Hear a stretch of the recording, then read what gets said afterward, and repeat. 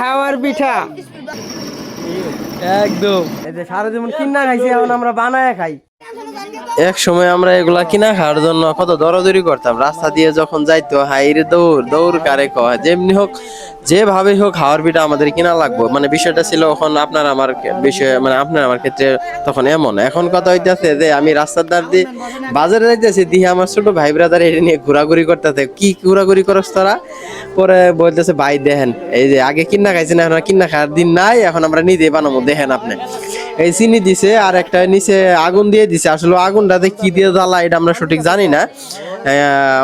ওরা তো বললো যে এটা ডিজেল দিয়েও জ্বালায় না, আপনার পেট্রোল দিয়েও জ্বালায় না, এটা নাকি কি একটা কেমিক্যাল দিয়ে জ্বালা।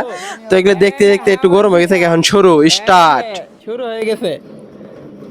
হ্যাঁ দেলারা এই যে হইতাছে, তো এই যে হইতাছে। ও এই কি রে, মাকড়সা জালের মতো হয়ে গেছে না? পাঁচটিয়া ও একদম।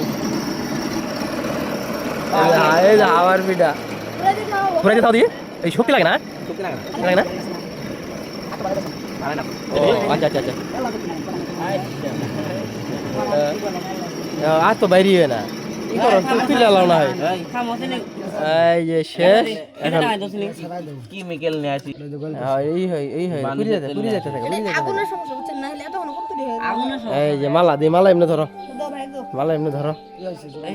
জোরে লাগছে, আহা সমস্যা নাই, কার লাগিয়া গাছিরে মালা। এই যে আচ্ছা